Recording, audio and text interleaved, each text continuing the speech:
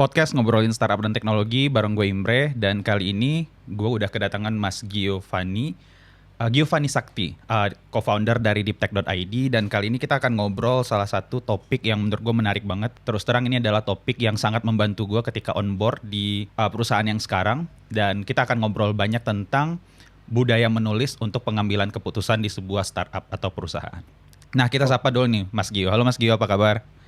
halo, selamat malam Imre. Malam. Eh, jadi terima kasih nih Mas sudah mau diajak ngobrol malam-malam. Siap, siap. Sama-sama, Nah, sama-sama. jadi Sama-sama. tadi seperti yang gue bilang, kita pengen bahas salah satu topik yang menarik kali ya. Dan gue merasa topik ini sangat membantu gue ketika kemarin gue kebetulan on board di perusahaan yang sekarang. Karena ketika gue join itu udah kondisinya udah WFH dan nggak ada kesempatan untuk ketemu teman-teman kantor, dan mau nggak mau segala jenis komunikasi dilakukan secara online. Topik itu adalah tentang budaya menulis. Jadi sebelum kita ke Oh, sana, kalau boleh perkenalkan diri sedikit dong Mas. oh, boleh, boleh. Thank you, Imre. Thank you banget nih udah diundang. Ini it's an honor karena gue tahu pendengarnya Imre ini banyak banget gitu. Seluruh Indonesia bahkan mungkin di seluruh dunia banyak kali yang dengerin dari Amin, Eropa dan amin. Amerika. Iya, iya. Salam kenal semua teman-teman. Nama saya Gio, Giovanni Sakti atau panggilannya Gio. Saat ini kerja sehari-hari di Gojek ya sebagai engineer di sistem engineering. Kemudian di luar Gojek saya juga lumayan sering ini aktif lah ya di komunitas. Nah sekarang yang lagi diseriusin itu uh, ada namanya Deeptech Indonesia. Kalau teman-teman pernah dengar, itu sebuah yayasan. Jadi itu yayasan non profit. Kebetulan saya dan teman-teman ada banyak ya. Di situ kita ngumpul-ngumpul bareng untuk sharing-sharing, dan terutama ke teman-teman yang biasanya lebih lebih junior. Jadi kalau Deeptech itu sebenarnya punya misi untuk Indonesia setara dalam bidang teknologi. Dalam artian setara tuh di Indonesia kalau bisa yang ngerti bukan cuman orang-orang tertentu doang, yang privilege doang, tapi juga bisa kita sebar ilmunya ke berbagai tempat. Dan setara keluar dalam artian, tapi ini lebih jangka panjang ya. Mhm. Pengennya juga Indonesia tuh bisa mengekspor teknologi, bukan cuman make atau import teknologi doang. Itu sih yang. Dan baru-baru ini banget gue sama teman kita lagi bikin inisiatif live stream karena gue terinspirasi dari Imre gitu ya. Oh. Jadi kita bikin namanya ya lucu-lucu aja gitu ya, namanya Insinyur Online. Jadi kalau teman-teman tertarik bisa buka insinyur.online di Oke. website. Nah, Insinyur Online ini ngebahas apa nih Mas? Iya, jadi sebenarnya ini inisiatif yang gue sama teman gue yang Iqbal ya kebetulan namanya ya, yang di situ. Ini sudah lama kita pengen lakuin tapi belum tahu konsepnya apa Mhm. gitu. Akhirnya kita ketemu formulanya, yaitu kita pengen ngebahas fundamental atau fondasi dari topik-topik software engineering, tapi dengan kacamata kita yang mungkin sudah berpengalaman. Maksudnya bukan berarti kita sudah berpengalaman banget, tapi dari pengalaman selama ini, kalau kita revisit lagi materinya yang dulu, kira-kira berubah nggak ya pandangan kita gitu. Karena zaman dulu waktu gue belajar pertama kali di kampus, impact-nya tuh kurang. Jadi kayak Oke. oke, gue diajarin ini, tapi ini dipakai buat apa itu nggak kerasa gitu. Kayak ini gunanya buat apa ya? Nah, sekarang pengen dengan kacamata setelah kita ngelakuin beraktivitas di industri itu, kira-kira berubah nggak ya pemahaman kita terhadap topik-topik yang dulu gitu. Mantap. Nah, kalau seandainya kalian pengen belajar dari pakarnya nih, langsung aja subscribe di YouTube, ada juga ya Insinyur Online. Ya, Nah, di website-nya udah ada si insinyur.online lengkap situ linknya. mantap, mantap, mantap, mantap. Nah, gue tuh dari dulu tuh emang susah tuh kalau mau bikin website tuh nggak bisa. Jadi ya udahlah, akhirnya gue kasih link-linknya aja. Ya udah, jadi nggak Iya. ada website sama sekali. Itu juga bukan website bro, itu Linktree itu. Oh, itu Linktree. Itu Linktree. Oh, I see. Gue juga Oke, oke. malas sebenarnya bikin website. Oke Mas, nah tadi kayak yang gue bilang, gue tuh penasaran banget, dan mungkin Hmm. teman-teman di luar sana juga banyak yang pengen belajar nih tentang Hmm. budaya menulis. Kemarin tuh gue sempat ngobrol sama salah satu lead dari perusahaan lain lah. Gue kasih tahu kan bahwa ada budaya menulis yang seperti ini. Terus dia bilang, Hmm. wah itu susah nih di kita. Nah nanti kita akan bahas itu, tapi Boleh. kalau boleh nih Mas, sebelum kita ke sana, gue penasaran. Kan pandemi udah 1 tahun, Hmm. lebih lah dari 1 tahun, lebih mungkin 2-3 minggu atau 1 bulan. Nah, dari setahun ini ada yang berubah nggak sih Mas dari cara bekerja lo? Dan kalau Oke. berubah, apakah ada permasalahan-permasalahan baru yang muncul? Oke, oke. Ya, dibilang berubah tentu berubah banget ya. Karena kebetulan di kantor yang sekarang itu sejak kayaknya setelah 2 minggu dinyatakan emergency pandemi tahun lalu, itu langsung perusahaan memutuskan untuk tidak boleh ada yang ke kantor. Mhm. Jadi kalau dibilang berubah, berubah banget, tapi kalau dipikir-pikir lagi ya, sebenarnya tim-tim kita di kantor itu udah distributed dari awal. Jadi udah ada sebagian teman-teman yang di luar kota, ada yang di India, ada yang di Singapura. Jadi sebenarnya sudah ada exposure ke suatu lingkungan pekerjaan yang tidak berada di satu tempat aja gitu. Mhm. Jadi ya berubah sih, maksudnya dulu waktu gue join kantor yang sekarang itu udah kerasa perubahannya. Tapi setelah pandemi berubah lagi gitu, lebih lebih distributed lagi gitu, Iya. jadi lumayan sih berubahnya banyak. Nah, dari situ ada ini nggak sih, strategi apa atau ada muncul permasalahan baru apa yang, lu rasakan ketika bekerja? Ya, permasalahan tentu waktu adaptasi, tapi sebenarnya kalau gue refleksi tahun lalu ya, kita lumayan beruntung sih. Beruntung dalam artian even sebelum pandemi sudah ada beberapa, bisa dibilang sistem yang kita adopsi. Kayak misalnya kalau mau ngambil keputusan tuh udah mulai dibiasakan bikin namanya RFC atau request for comment gitu ya. Jadi kalau bikin keputusan nggak bisa cuma dengan rapat terus di-decide, tapi memang harus ada dokumennya disirkulasikan dulu, orang-orang pada komen, baru nanti kalau ada yang blocking baru bikin rapat. Tapi kalau nggak ada blocking bisa bisa aja keputusan diambil berdasarkan dokumen aja gitu. Nah, sistem itu udah dipakai sebelum pandemi. Jadi untuk area itunya kita lumayan terselamatkan lah gitu. Tapi tentu waktu terutama 2-3 bulan pertama di tahun lalu itu lumayan banyak ini ya, apalagi ketika harus onboarding Mhm. orang juga lumayan kita bingung nih kira-kira bisa sukses nggak nih onboarding gitu. Tapi setelah 3 bulan pertama, kalau gue melihat dengan kacamata subjektif, kayaknya lebih produktif sekarang dibanding sebelumnya. Karena dulu gue dengar cerita anak-anak kantor Iya, juga sih, karena dulu orang datang telat, habis itu udah keburu makan siang, terus benar. habis itu baru kerja. Kalau sekarang tuh dari jam 9 tuh udah pada check-in Iya, di Slack dan segala macam, benar tuh. Nah, benar. eee, kan tadi lu bilang sebelum pandemi tuh udah sempat, punya metode RFC, kemudian ada bahasan tentang dokumentasi dan segala macam. Kemudian ketika masuk ke pandemi, semuanya harus online. Eee, Pengambilan keputusan itu caranya seperti apa, Mas? Apakah tetap harus lewat meeting atau tadi lu sempat bilang kalau nggak ada, ya kalau bisa dari dokumen ya dari dokumen aja. Kalau menurut menurut lu itu kayak gimana? Hmm. Sebenarnya terjadi beberapa perubahan ya selama setahun setengah ini. Jadi sistem yang pertama kali diadopsi itu kalau dibandingin sama yang sekarang udah lumayan beda. Mhm. Nah, jadi originally banget itu memang struktur pengambilan keputusan dengan tulisan ini masih 50-50 dalam artian orang bikin tulisan, tapi pengambilan keputusan tetap dengan rapat gitu. Jadi wajib harus rapat. Jadi dia bikin tulisannya dulu, dia sebar, dimilis, terus dirapat. Nah, sekarang banyak bottleneck ternyata dengan sistem kayak gitu. Kenapa? Berarti pengambilan keputusan hanya bisa terjadi seminggu sekali ketika rapat. Akhirnya Mmm. kalau lagi ada backlog ya, banyak banyak sistem yang harus dibuat, banyak sistem yang harus direfaktor. Kalau kita nungguin seminggu sekali, biasanya jadi bottleneck, numpuk, akhirnya nggak kelar-kelar tuh keputusan diambil. Nah, akhirnya evolusi yang terakhir dari pengambilan keputusan ini adalah kita bagi si dokumen tadi jadi 2 bagian ya. Jadi dulu kan RFC itu langsung problem statement sama solusi. Ternyata Oh, setelah kita lihat banyak permasalahan di mana problem statement-nya aja belum tentu orang sepakat, tapi ketika langsung masuk solusi jadinya ada semacam social pressure, orang harus accept gitu, ya oke. kan? Iya Bisa iya iya iya. kayak sering banget kejadian kayak, "Gue nggak setuju itu permasalahan," gitu, "karena menurut gue itu bukan masalah." Terus yang lain kayak, "Enggak, menurut gue itu masalah." Padahal sebenarnya orang tuh udah ngeluarin effort untuk bikin sampai level solusi gitu. Akhirnya sekarang dipecah Oh. tuh, kita sepakatin dulu problem statement-nya. Nah, habis itu meeting jadi lebih singkat, karena kan kalau masalah problem statement itu dipecah ya dengan solusi ya. Jadi di dalam meeting yang tadi itu bisa dibahas dulu problem statement dari semua backlog yang ada. Kalaupun memang ternyata nggak cukup di meeting itu dibahas, biasanya orang either dia bikin meeting lanjutan atau meeting khusus buat topik tertentu, atau semua diskusi dilakukan di dokumen aja melalui komen gitu. Kalau tadi katanya dipecah, jadi pembagiannya itu, seperti apa sih, Mas? Iya, jadi sebenarnya kalau RFC itu kan kita ada beberapa referensi di online ya, Mhm. mungkin salah satu yang paling terkenal tuh jujur gue lupa namanya, cuman ada satu, kalau kalian cari ya RFC for decision making itu ada kalau nggak salah namanya Phil. Jadi orang ini bikin template terus dia open source ke internet, dan di template itu tuh RFC itu terdiri dari tiga bagian. Ada yang needs, ada yang approach, sama ada benefits.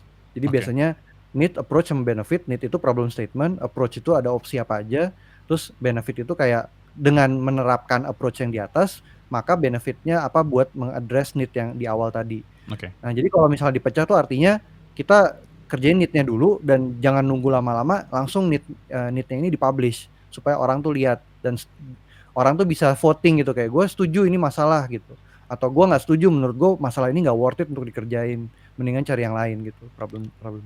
Oke. Nah, tapi kan yang gue tahu adalah ketika kita mau mengerjakan sesuatu, ada berbagai macam dokumen dulu ya. Kita bikin Hmm, misalkan kayak PRD, kalau nggak oke. salah tuh dokumen untuk ngasih tahu requirement-nya seperti apa dan segala macam. Nah, itu PRD itu setelah RFC atau sebelum RFC, Mas? Oke. Kalau kita bicara, mungkin kita balik dulu kali ya sebelum kita ngomongin ke arah ada jenis dokumen apa aja, Mhm. kita bicara dulu tentang problem statement-nya, dalam artian sebenarnya kita bikin semua dokumen ini untuk memecahkan apa sih gitu. Iya. Jadi karena sebenarnya kalau gue pribadi akhir-akhir ini lagi membiasakan kalau kita ngomongin suatu permasalahan itu kita berpikir dengan yang first principle. Jadi dalam artian kita ada suatu permasalahan, kita jangan langsung lari ke solusi, tapi kita lihat dulu sebenarnya kenapa sih permasalahan ini ada, dan sebenarnya kalau kita tarik sampai yang paling akarnya, masalah ini sebenarnya munculnya kenapa gitu. Mmm. Gitu sih. Jadi kalau gue ngelihatnya kenapa kita butuh semua dokumen ini, apalagi di zaman pandemi ini ya, itu sebenarnya balik-balik ujungnya adalah problem komunikasi gitu. Oke. Dan kenapa komunikasi ini menjadi suatu, kalau kita tanya sekali lagi gitu ya, kenapa komunikasi ini menjadi suatu problem? Kenapa komunikasi ini menjadi akar permasalahan? Kalau kita tanya sekali lagi, sebenarnya jawabannya adalah karena kita bekerja lebih dari satu orang, ya Mhm. kan? Jadi kita butuh koordinasi dan kita butuh kesepakatan. Teman-teman kalau pada ngoding Golang kan, Imre sering tuh ngajarin Golang ya. Golang kan multi threading kan, gitu. Ya. Ya ketika kita udah bicara multi threading, kita harus berbicara tentang komunikasi antar si threadnya, message passingnya gimana, gitu kan.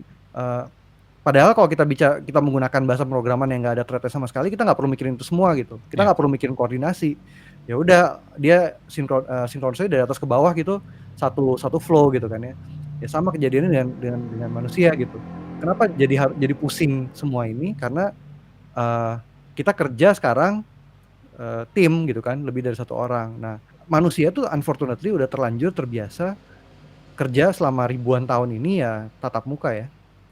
Anak Ya. kecil diajarin sama orang tuanya tatap muka, Mhm. ke sekolah tatap muka, terus ke kantor, majority kantor itu 90% mungkin tatap muka gitu kan.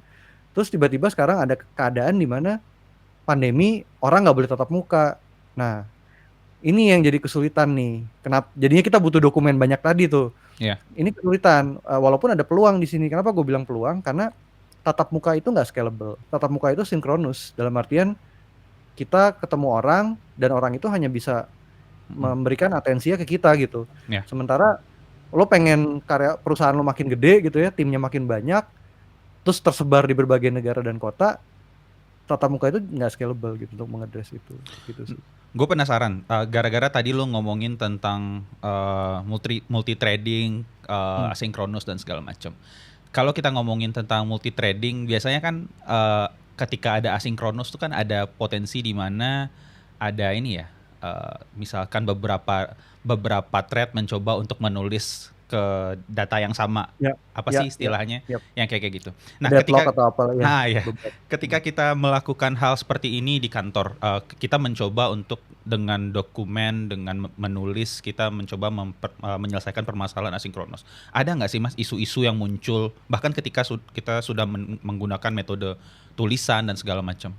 Nah, itu ada banget, tapi sebenarnya itu trade off ya. Dalam Hmm. artian again, kita pengen biasanya kalau kita pengen mengaccomplish sesuatu yang besar, maka butuh orang yang lebih banyak Mhm. gitu kan.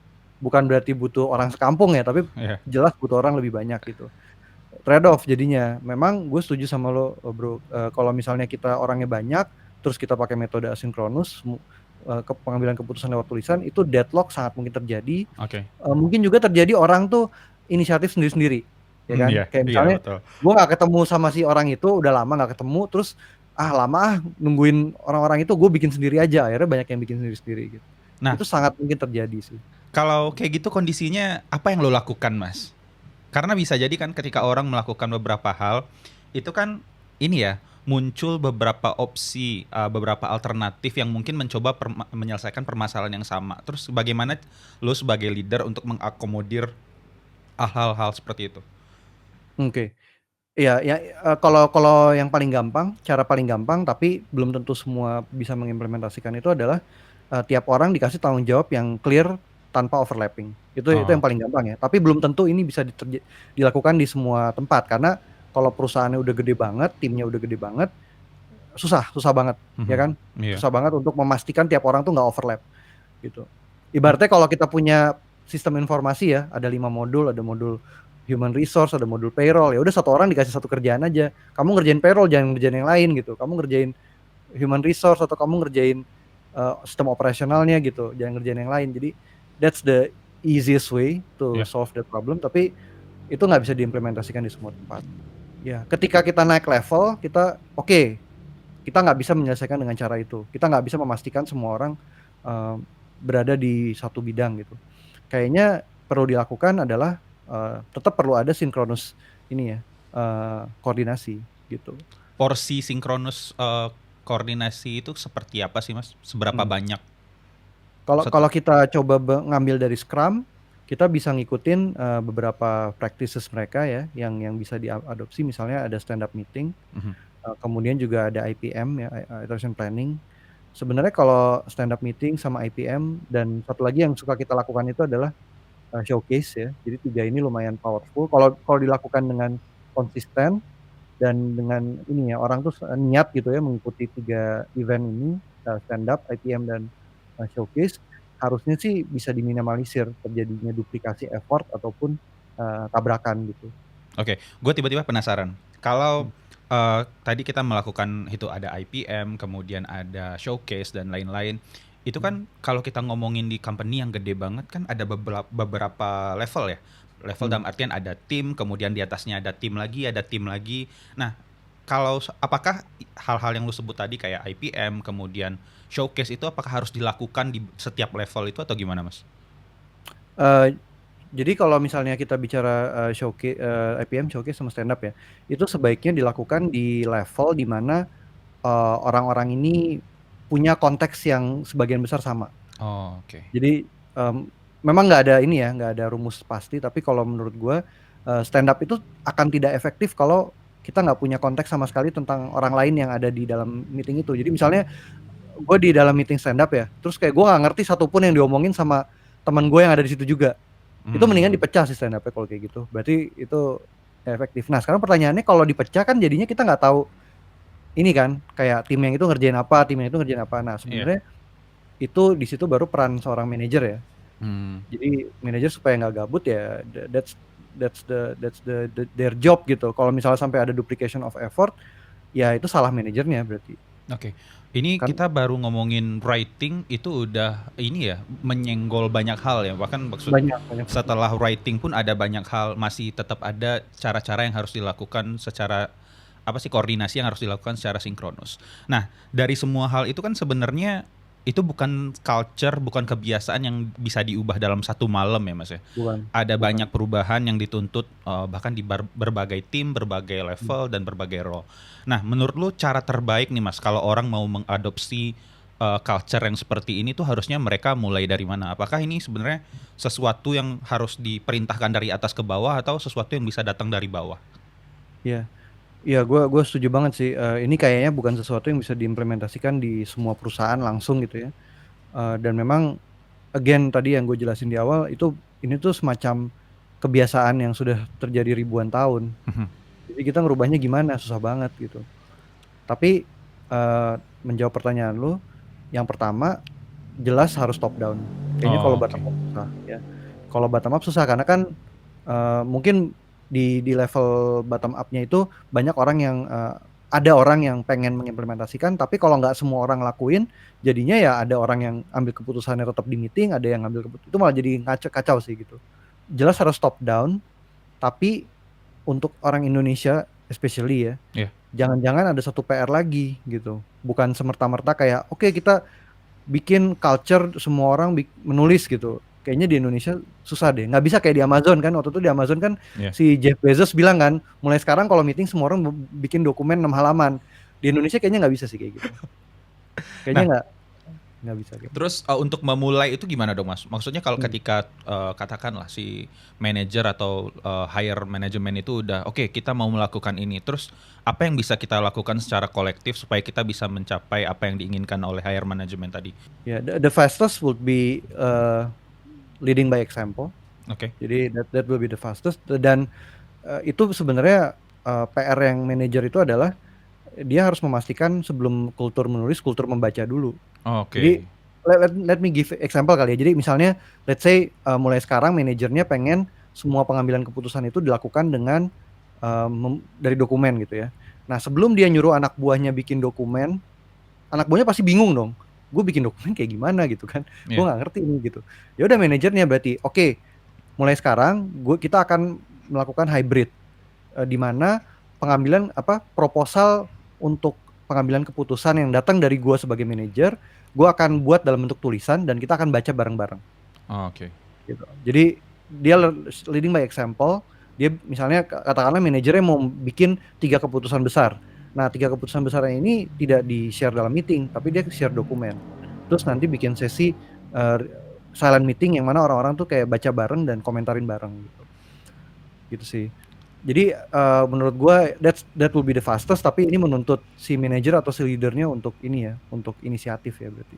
Oke, berarti emang PR manajer banget ya bisa harus memberi contoh karena kan kalau kita ngomongin tentang orang Indo lah in general, eh, biasanya kalau contohnya lah kalau kayak di Gojek kita udah diverse banget dan komunikasi itu menggunakan bahasa Inggris. Bahkan sebenarnya orang Indo pun masih banyak yang mungkin literasinya terhadap bahasa Inggris masih kurang. Membaca pun mungkin masih belum bisa memahami 100%, apalagi nulis. Nah, kalau kayak gitu biasanya Mas, yang ada nggak sih lu pernah ngasih, gue nggak tahu, masukan kepada engineer-engineer yang lu kerja bareng, tips-tips seperti apa sih yang harus dilakukan supaya orang ini bisa membaca lebih baik dan menulis lebih baik? Ya. Kalau membaca dan untuk keduanya ya, ini kita berarti bicara literasi. Ya, Indonesia ini memang ketinggalan banget di area ini. Kalau nggak salah kemarin juga ada studinya, gue pernah di-share sama Bu Ella Shihab, memang literasi Indonesia itu salah satu yang the worst lah gitu. Ya. Mungkin di some part of the world. Jadi memang sangat disayangkan dan waktu itu gue juga dijelasin bahwa ini tuh nggak ada silver bulletnya gitu, nggak ada solusi yang kayak besok malam orang jago semua, itu nggak ada. Tapi memang harus dimulai dari sekarang. Nah, untuk menimbulkan habit ini, menurut gue sih harus mulai dari membaca sih. Jadi, let's say kalau misalnya di kantor mau memulai ini bisa dengan bikin book reading session, atau tadi misalnya manajernya ketika mau bikin keputusan, dia bikin dokumen dan dia share dan minta pendapatnya melalui dokumen gitu. Ini sesuatu yang harus dimulai, bukan sesuatu yang kayak ada tutorial dan orang langsung bisa tuh, itu nggak bisa sih, won't happen sih kalau kayak gitu. Oke, berarti emang harus mulai aja ya maksudnya ya walaupun pada awalnya itu mungkin kemampuan membaca kita nggak bisa memahami 100% tapi paling nggak kita mencoba aja ya. Oke. Nah, masih terkait manajer nih Mas. Kan kalau seandainya kita ngomongin perusahaan, manajer, apalagi engineering manager bahkan mungkin di level atas CTO dan segala macam itu kan punya ini ya PR yang besar. Mereka harus menjamin keberlangsungan bisnis, kemudian keberlangsungan teknologi juga dan segala macam. Nah, kalau ada nggak sih kemungkinan di mana orang udah punya culture nulisnya bagus, culture membacanya juga bagus, tapi karena perusahaannya gede, semakin banyak dokumen yang masuk. Kemudian ada nggak sih situasi di mana kayak misalkan dokumen itu malah jadi nggak mendapat perhatian karena mungkin upper manajemennya sibuk dan kemudian ya kayak tadi lah orangnya semakin banyak. Nah kalau kayak gini nih apa sih yang bisa kita lakukan ketika kita mengalami situasi seperti ini? Ya, itu gue setuju banget dan itu terjadi ya, dalam artian ketika perusahaan udah gede, gue yakin banget ada dokumen-dokumen yang terbengkalai, itu gue yakin banget sih. Jadi mungkin gue gue belajar dari orang-orang yang gue lihat aja kali ya, dari Mhm. lingkungan sekitar. Ternyata dari pengamatan gue, the best manager that I've worked with, jadi manajer-manajer terbaik gitu yang pernah gue lihat, mereka tuh jago banget di prioritisasi Oke. gitu. Eee, dan kebanyakan memang mereka memanfaatkan tools ya untuk ngelakuin itu. Jadi bisa pakai kayak task management kayak Asana dan sebagainya. Mereka jago banget di prioritisasi, dan mereka selalu keep track of everything including hal-hal yang tadi yang di prioritasnya turun. Jadi walaupun dokumennya terbengkalai tapi itu selalu ada dalam radar mereka gitu. Jadi Oke. ketika nanti udah ada bandwidth itu bisa naik lagi ke atas. Jadi gitu sih kalau gue ngelihatnya, gimana supaya manajer ini bisa memastikan nggak ada dokumen yang terbengkalai padahal itu penting, mereka harus, jago dan juga, memastikan, prioritasinya itu tetap up to date gitu. Ya Itu ya. bisa pakai tools sih gitu, Oke oke. kalau untuk yang Kalau itu. boleh tahu lu biasanya pakai tools apa sih, Mas, untuk hal-hal kayak gitu? Kalau gue pribadi pakai Notion, cuman kalau di kantor sekarang rata-rata pada pakai Asana dan itu juga keren sih, Asana juga bagus. Oke oke oke. Berarti PR manager banyak banget ya? Iya, supaya ini, gua khawatir soalnya, dulu kayaknya banyak anggapan manajer tuh gabut. Iya iya iya iya. Tapi sebenarnya enggak ya, Mas, ya? Kalau sekarang enggak juga sih sebenarnya lumayan. Iya iya iya. Oke oke. Nah, gue punya, pertanyaan tentang nggak tahu sih, biasanya kalau kita di organisasi ataupun bahkan di perusahaan tuh biasanya ada tipikal orang-orang yang vokal lah, vokal. Hmm, Mungkin nggak mungkin bukan ribut ya, tapi hmm. vokal. Dia, ketika ada sesuatu dia actively ngasih feedback, ngasih masukan, dan mungkin ngasih solusi. Nah, pertanyaan gue adalah, kalau seandainya ada situasi seperti ini di mana ada mungkin beberapa orang yang dominan, tapi ada juga orang-orang yang nggak dominan, jadi jarang ngomong atau jarang berpendapat. Nah, apakah tulisan atau dokumen yang dibuat ini sebenarnya dalam tanda petik bisa mengalahkan orang-orang yang dominan itu, Mas? Bisa, kalau culture udah terbentuk ya, kalau culture udah terbentuk justru orang-orang yang dominan ini kalau misalnya mereka mengatakan sesuatu yang mungkin bisa dibilang masih 50-50 kebenaran ataupun ininya ya, kemungkinan idenya berhasil atau gagal, itu biasanya di-challenge saja orang-orang yang seperti itu, show us the RFC gitu. Oh, oke, berarti Ya, mereka kalau pun juga diminta untuk nulis RFC ya? bener bener, justru justru malah kalau culture udah terbentuk, we can do that. Justru malah orang-orang yang tadinya pendiam gitu, kalau mereka bisa menuliskan RFC dengan lebih baik, justru orang-orang itu yang bakal menonjol gitu. Iya iya iya iya. Ada nggak sih, Mas, lu punya pengalaman di mana, company itu misalkan, dia pengen melakukan sesuatu, terus habis itu, lu come up dengan sebuah idea karena menurut lu ada approach yang lebih baik dan lu bikin sebuah tulisan dan ternyata tulisan itu diamini oleh, upper management. Nah, Hmm. kalau boleh, share biasanya bagaimana sih cara lu membuat tulisan-tulisan yang bisa nge-convince upper management, di atas Oke. itu? Iya, ada beberapa kejadian sih di Heeh. tempat yang sekarang. Jadi gue pernah ngelakuin, ada yang cerita lucu juga. Jadi waktu sebelum pandemi itu, gue sama tim tuh udah ngebet banget pengen, mempraktekkan remote working, ya Oke. kan. Jadi, gue nggak tahu cerita ini udah pernah gue ceritain ke beberapa komunitas sih. Jadi, kita tuh kayak pengen banget remote working. Kebetulan di kantor tuh tidak ada aturan yang sangat keras lah tentang kehadirannya. Hmm. Bahkan sebenarnya to some extent kalau misalnya kita mau ngelakuin eksperimen, selama selama kita belajar dari eksperimen itu, biasanya perusahaan tuh memperbolehkan. Iya. Jadi pada waktu itu sekitar 6 bulan sebelum pandemi, bahkan sebelum kita pernah dengar ada corona, waktu itu kita eksperimen. Gue kirim email ke seluruh company, gue bilang gini, eee, tim gue pengen eksperimen remote working. Jadi akan ada 1 hari setiap 2 minggu di mana tidak ada orang yang boleh ke kantor. Oke. Nanti Tidak hasil boleh ya? eksperimen Tidak boleh sama sekali? tidak boleh Oke. at all. Jadi waktu itu gua suruh tuh timnya untuk kita semua harus dari rumah. Oke, Hmm. tiap 1 hari, tiap 2 minggu. Terus gue bilang di email ini gue bilang ke semuanya, jangan jangan khawatir nanti hasil pembelajarannya akan kita buatkan tulisan, Hmm. gitu. Udah kan banyak yang reply kan, "Wah menarik menarik," ya good luck gitu-gitu, bilang, "Oke lah," gitu. Terus kita lakuin dan lumayan maksudnya walaupun memang cuma sehari doang ya, Iya. setiap 2 minggu, tapi lumayan banyak pelajaran yang bisa diambil. Dan kalau gue refleksi lagi ya, jangan-jangan itu juga latihan itu yang mengakibatkan tim tuh lumayan cepat beradaptasi gitu ketika di bulan April kita nggak boleh ke kantor gitu. Iya iya iya. Nah, anyway akhirnya tulisan itu, jadi gitu, tulisannya masih ada sekarang, dan itu gue share ke semua company, dan gue CC juga ya leader-leader gitu ya. Itu akhirnya waktu kita switch ke remote working, itu salah satu tulisan yang di refer sama leadership ketika mereka publish guideline of remote working di company gitu.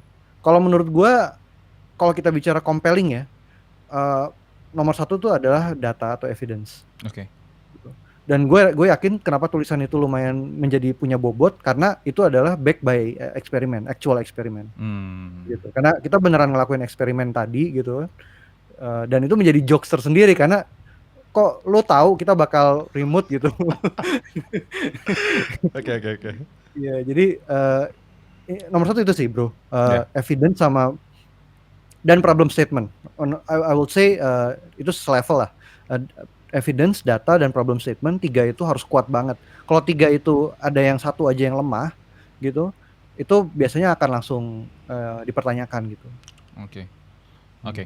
Nah, gue penasaran nih Mas. Hmm. Kalau kita ngomongin tentang tadi barusan kita ngebahas tentang tulisan yang compelling. Kalau boleh tahu menurut pandangan lo, atau mungkin lo bisa share juga pengalaman lo belajar mungkin membaca, kemudian menulis dan segala macam. Gimana sih caranya, kiat-kiatnya lo bisa katakan lo bisa mencapai titik yang sekarang? Karena kan yang gue tahu pengalaman lo kan udah belasan tahun ya kalau nggak salah ya. Iqbal kan sering bilang tuh kita udah 12 tahun atau berapa tahun lah gitu. Jangan ketahuan umur nanti bro, jangan angkat. Nah, tapi dari ketika katakan lu lulus kuliah kemudian sampai sekarang, journey belajar lo itu seperti apa sih? Gue yakin kalau masalah baca buku banyak yang lebih mantep lagi dari gue yakin banget, karena gue ngeliat sendiri di kantor maupun di komunitas ya. Tapi kalau gue sebenarnya lebih ke arah sebenarnya buku yang gue baca juga nggak banyak banget, tapi ya gue lumayan konsisten lah, mungkin kayak sebulan atau 2 bulan gue ada satu judul yang gue baca, dan kadang-kadang gue rangkum juga gitu isinya. Mulainya dari mana? Jadi dulu banget waktu zaman SMA kayaknya, SMA atau SMP gue lupa. Dulu gue sama teman-teman gue seneng banget main game. Kita seneng banget main game, dan kebetulan gue udah terekspos juga sama dunia programming waktu itu. Nah waktu itu kita tuh kayak saking senengnya sama game, kita tuh pernah bikin project iseng-iseng kayak gimana yuk kita bikin game yuk. Dan kita tuh kebingungan banget gimana caranya coding cuman loop while di basic gitu, bahasa pemrograman basic ya, gimana caranya bisa jadi grafik game yang kayak grafiknya keren gitu kayak kita nggak kebayang sama sekali at all gitu kan. Jadi waktu itu beneran nggak ada yang bisa ditanya juga gitu kan, internet juga belum secanggih sekarang. Waktu itu akhirnya kita beli beberapa buku gitu, dan di situ satu pelajaran yang gue dapat adalah buku itu salah satu medium yang paling powerful untuk mempelajari sesuatu yang kita susah untuk dapat sumbernya di tempat lain. Gitu. Jadi kayaknya sejak saat itu gue jadi terbiasa sih, kalau gue stuck kayak gue nyari buku gitu. Oh gue stuck nih, gue nggak ngerti nih yang ini, nggak ada yang bisa jelasin, biasanya gue nyari buku. Bahkan kadang-kadang gue lebih percaya buku daripada orang ngejelasin langsung ya, karena buku itu kan kadang-kadang yang ngarang memang world famous person yang authoritative di bidang itu gitu kan. Jadi kayak gue lebih percaya buku daripada ada random people ngasih tau gue gitu.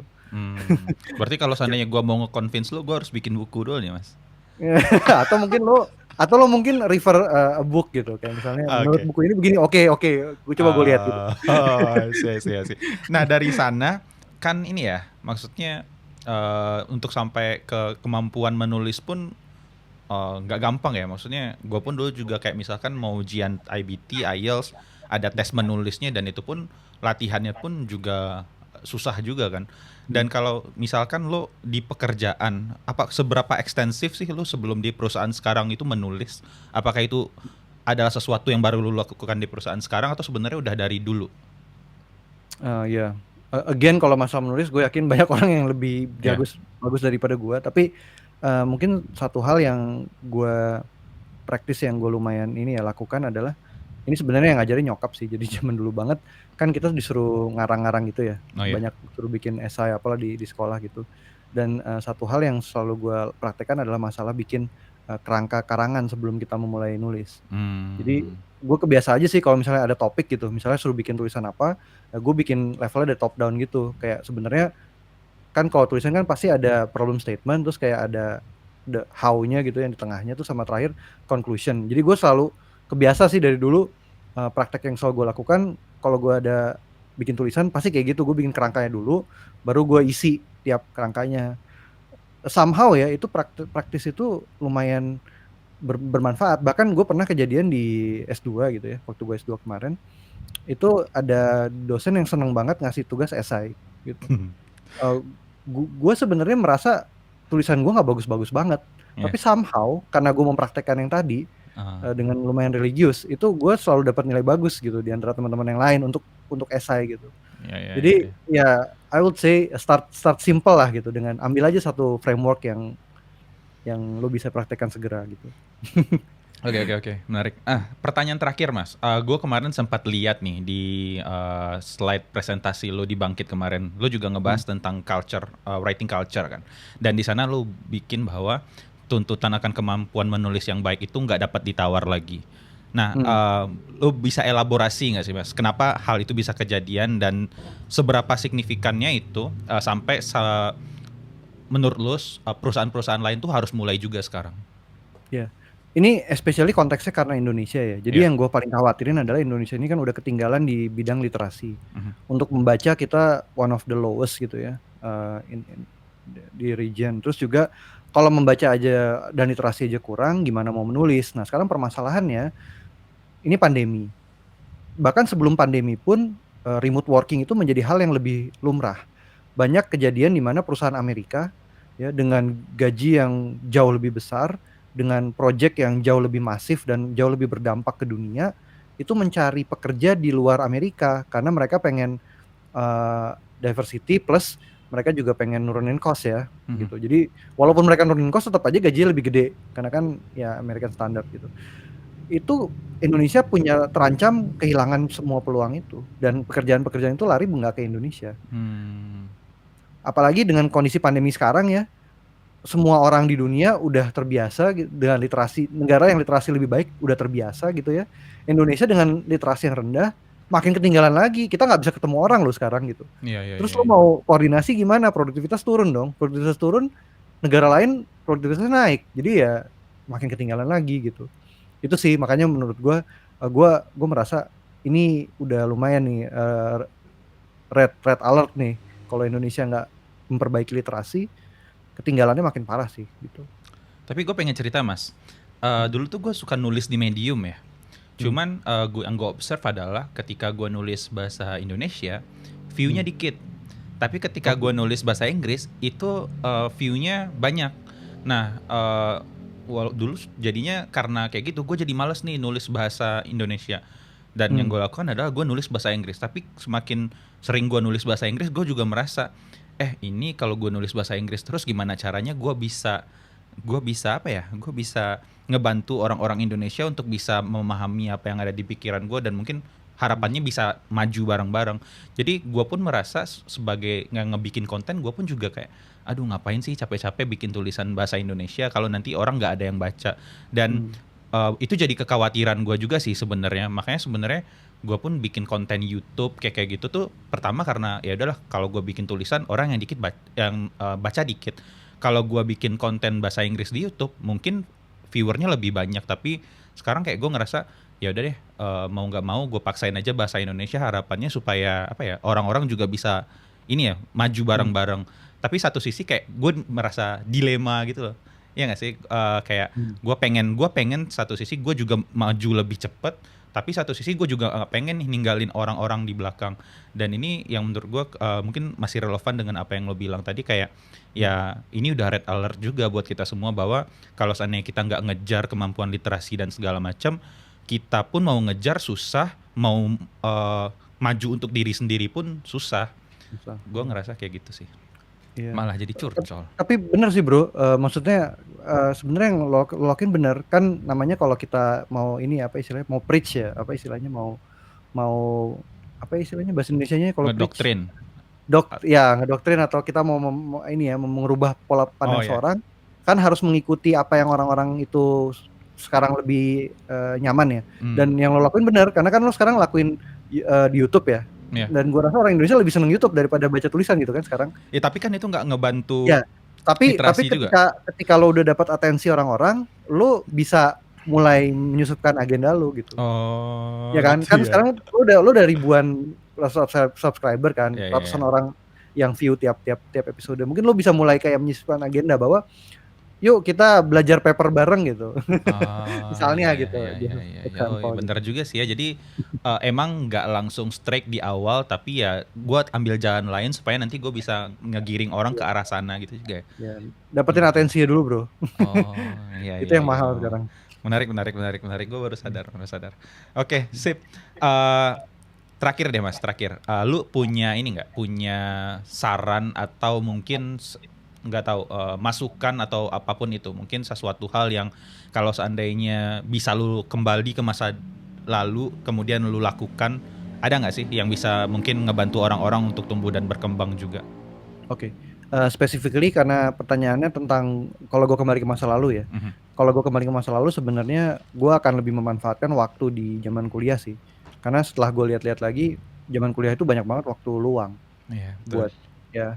Kalau sekarang gue hampir nggak ada waktu luang, jadi ya dicari-cari ya. Cuman kalau zaman dulu kuliah itu waktu luang tuh banyak banget, bisa banget. Misalnya lo tiba-tiba ikut apa tuh yang di Google Summer Camp gitu, atau misalnya belajar bareng bikin kelompok belajar gitu, atau misalnya bikin ngerjain project gitu.